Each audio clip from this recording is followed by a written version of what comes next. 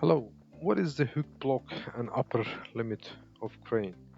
So the hook block is classed as as an accessory and must be tested independently from the crane and stamped with the SVL safe working load and ID number on it.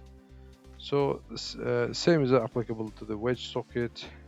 We have to check the hook for swiveling and that the safe catch works. So the upper limit is the one is very important for the operator because sometimes in operating the crane you don't see the hook block and you don't you may end up the block is hitting the upper block and damaging some areas. So the upper limit on the boom head is there to stop the hook from pulling into the boom.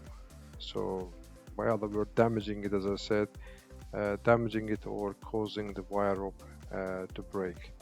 So to avoid that, that's the upper limit is used. And to check the lower away, to check it and lower away on the hook and stop and then let slowly till the limit stainer becomes loose. So make sure that it's working and it's safe and to operate because otherwise, as mentioned, we can easily the operator can easily damage the upper block. So that's it. Thank you very much. I'll see you on next videos.